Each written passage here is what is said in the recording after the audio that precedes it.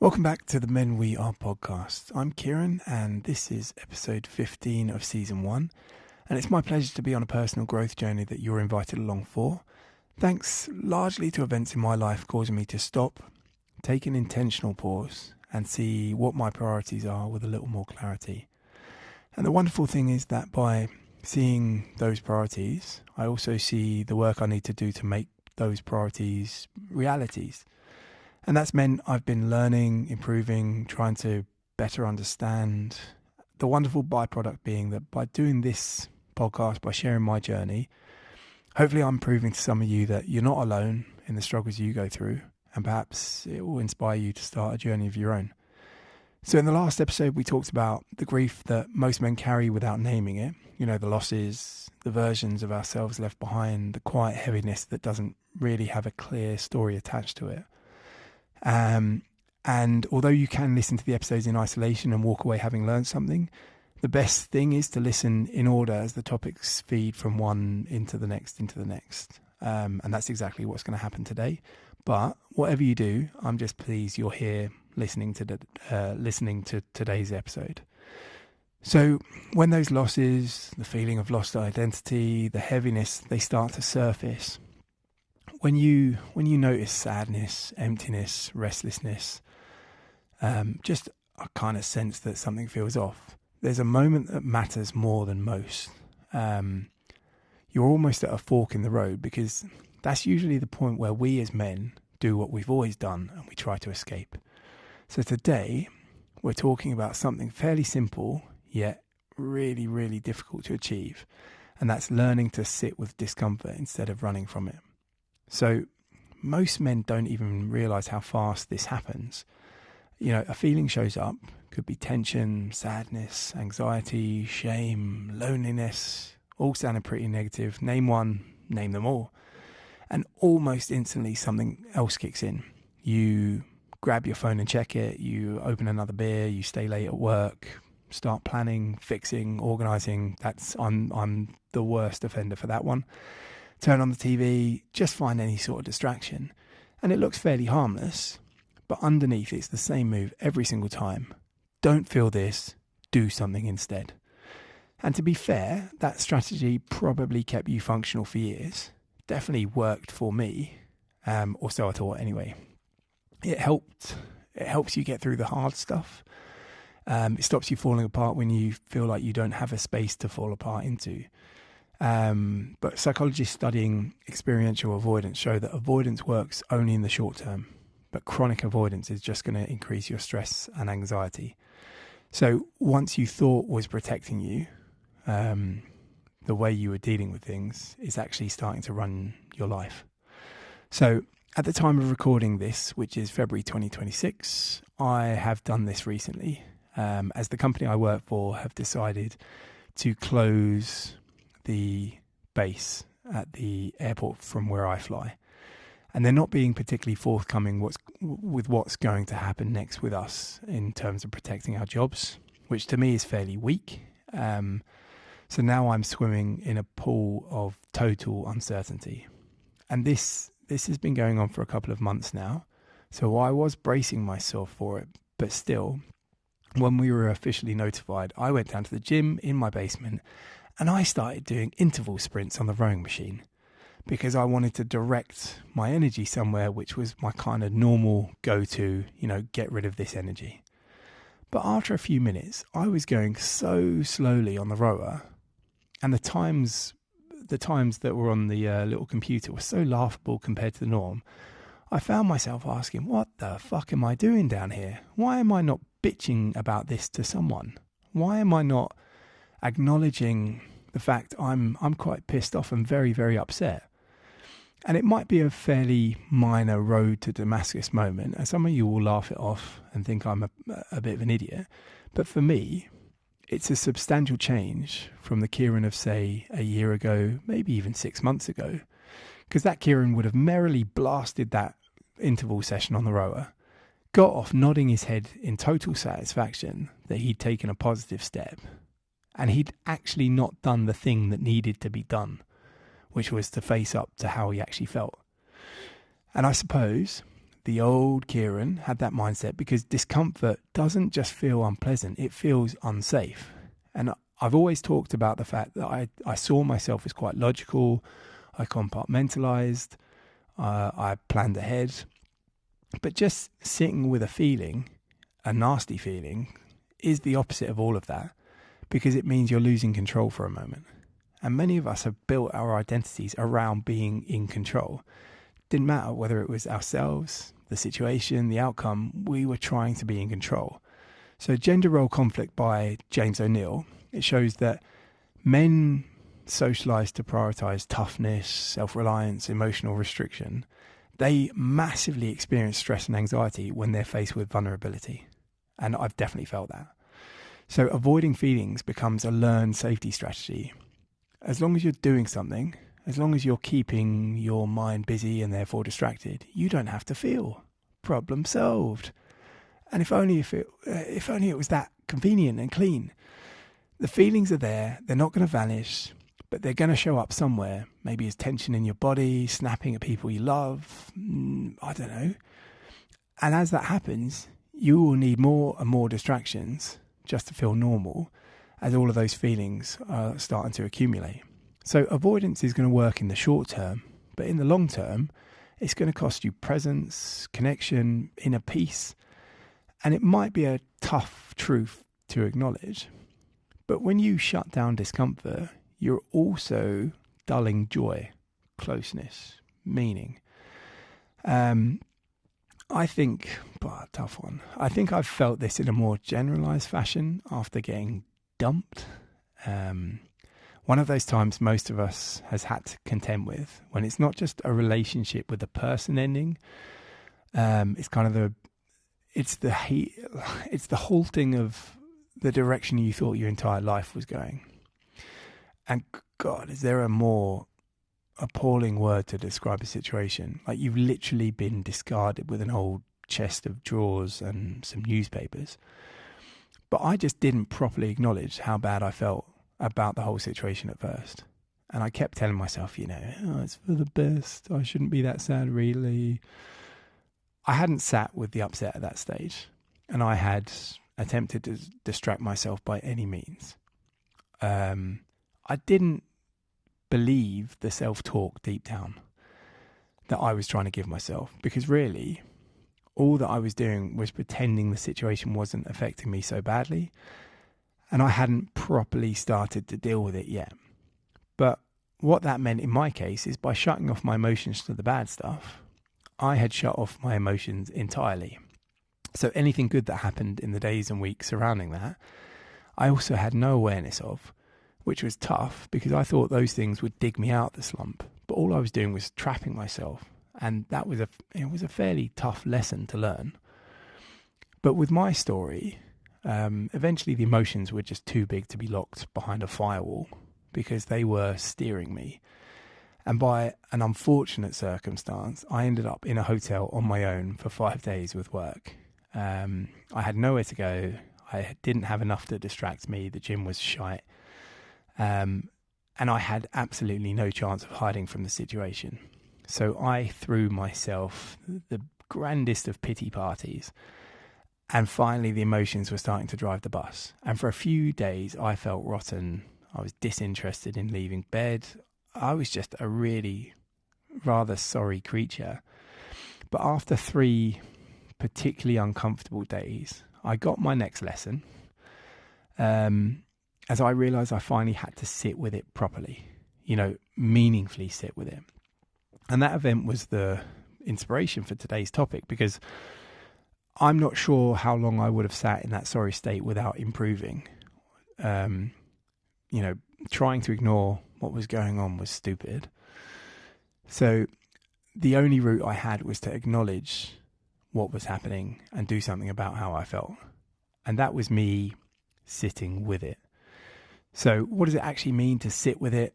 It's not about becoming overly emotional or analysing yourself all day. It's so much simpler.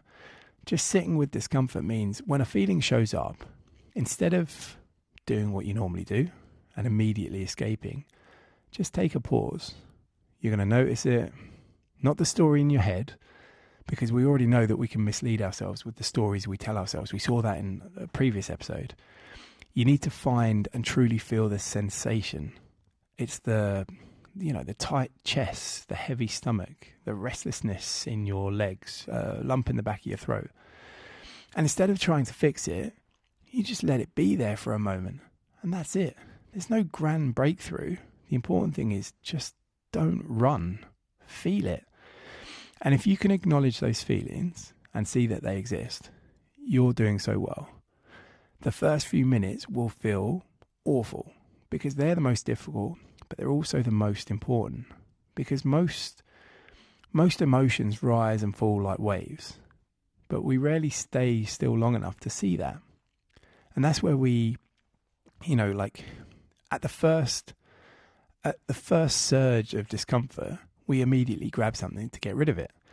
So we never learn that feelings are temporary experiences and they're not permanent states. So it's obviously backed by the literature and neuroscientific research on interoceptive awareness. It shows that noticing your bodily sensations is going to noticing the bodily sensations that are also linked to emotions. That's the key link. It helps your brain regulate stress and reduces reactivity. And it's only 60 to 90 seconds of mindful attention, maybe even less than a minute. But it can teach your entire nervous system that I can feel this and I can still be okay. So think honestly about giving someone bad news. A time you sat on it. And then you do it and they're just not bothered. So you've lost sleep and been stressed and sat with loads of anxiety for nothing. It's the same here, where the fear of the feelings themselves is actually worse than the feelings. So we have to be clear. This isn't about forcing yourself to sit in pain endlessly, like some sort of sadist slamming his fingers in a drawer because he thinks the pain makes him feel alive. That's not what we're doing. It's about gently building emotional tolerance. And it's the same way you build physical strength for the guys that love the gym. You do the same with building emotional capacity. It's done bit by bit by bit. And to give it context, this is the Milo story, where a young boy has a calf and every day he has to carry it to the pasture to graze because the calf can't walk on the unstable ground. And as the calf grows, so does Milo in order to shoulder the load. So you're not going to be able to shoulder all of the load of a fully grown bull on the first day. You have to progressively build to that point. So, it's just progressive overload. We know that from the gym. We know it works. We know we teach our nervous system that if we keep loading up, we can tolerate it, but we have to do it in incremental steps. So psychologists studying distress tolerance show that developing the ability to sit with uncomfortable feelings predicts lower impulsivity, your anxiety levels go down, and actually your coping is just healthier. So you learn that, this feeling, it's not going to destroy me. I don't have to shut down, and I certainly don't have to go numb. And therefore, the more capacity you build, the less reactive you become. So you respond thoughtfully and engage your brain instead of exploding. You learn to talk instead of withdrawing. And that means you're staying present and you're never checking out. And remember, the men we are aren't islands. We want to be healthy, emotionally mature, and be able to function meaningfully in relationship. Well, I do. I don't know about you lot, but I certainly do. So when you can sit with your own discomfort, you stop making other people responsibility for getting rid of it, at least offloading the blame onto them, because you become less and less transfixed with the fear of the emotions. And that means you take ownership through emotional awareness. At least that's where my journey has taken me. So you don't need other people to fix your mood. You don't panic when other people are upset, and you certainly don't shut down the moments things start getting emotionally tense. So Gottman and Levinson, they looked at emotional regulation and relationship satisfaction. And what they found, partners who can regulate their own emotions effectively, they manage to maintain more trust, connection, and intimacy. I mean, isn't that just the best invitation ever? If you can do those things, if you can self-regulate, not only do you feel better about yourself because you're more in tune with what's going on in your mind, but what's going out into the world also is better, and it's going to make your relationship better. And that's where the real intimacy is going to live. It's not in perfect calm, because that's a fallacy. It's the ability to stay connected even when things do get uncomfortable. And I know this to be true. I was in a relationship and I had lied about something about myself that I was particularly ashamed of. And it wasn't through malice, but because the shame made me feel so awful at the first sign it was bubbling, I shut it down as quickly as possible, changed the narrative to avoid being confronted with the shame. And she knew I wasn't being truthful, and I'm not a particularly good liar, hence my lack of confidence at the poker table. And it's the classic that if you tell the truth, you don't have to remember what you said. You just remember what happened. But when you lie, you have to remember the fairy tale that you told. So with us, I should have just trusted her anyway. But when the truth was eventually set free, because her perception also found the inconsistencies, two things happened. The elephant that was absolutely crushing my chest, he got up and walked off. And actually the relationship became more intimate. I'm not going to leave it there. Shame is such a massive topic. We're not going to go into it today. We're going to go into it on the next season, I promise. But this need to escape, this moment you want to escape, that's not failure. That's the opportunity. When you feel the urge to scroll, drink, leave the conversation, crack a joke to deflect, whatever it is, that is the exact moment to pause and ask, what am I actually feeling right now? And you're not judging the feeling, you're just naming it. I feel tired. I'm embarrassed. I feel lonely. I'm a bit overwhelmed. And as much as this is a mental exercise, psychology shows that if you can label emotions, it's going to reduce your amygdala activity. That's the amygdala is in your brain. So in other words, naming what you feel actually decreases the emotional intensity of it. So awareness gives you a choice of how you proceed, and you're not just going to react impulsively and run away. So people seem to have this misconception that when you're mature, you're composed. But real emotional maturity is being able to stay present with that internal discomfort without dumping it on other people or running from it. So you don't need to perform toughness. You have to stop yourself from disappearing into silence. You just need to be there with yourself, with those other people, even in spite of it being uncomfortable. So for a long time, being a man has been tied to these age-old values that you would push through, keep stoic, don't need any help, and you just handle things alone. But if those definitions are leading us to feeling numb, disconnected, we're suffering in silence, maybe the definition's incomplete. Or it's not a maybe. From my perspective, the definition of what it means to be a man is just wrong. So as you grow, you'll realize that strength also looks like staying with your feelings. Steadiness can include vulnerability. And being resilient isn't about shutting down, but staying open without completely falling apart. And that's where we're going to go next.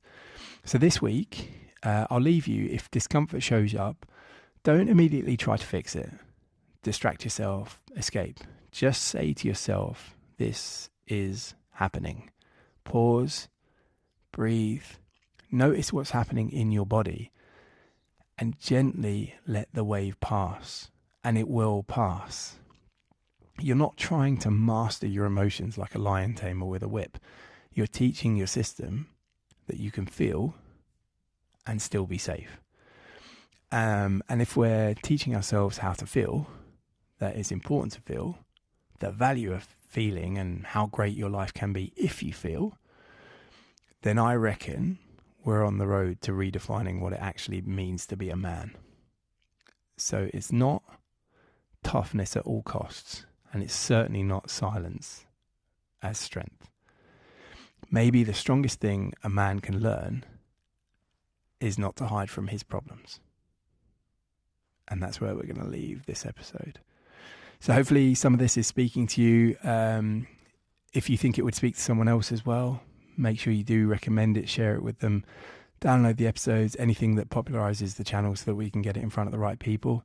Again, I say it every week, every single episode. I'm really enjoying doing this. I'm learning so much about myself. I know for a fact with the feedback that I've got now, it is helping some other people. It's inspiring some thoughts. It's a bit, food for thought is a great word, a great phrase even. And I love that I'm helping some of you. So there's just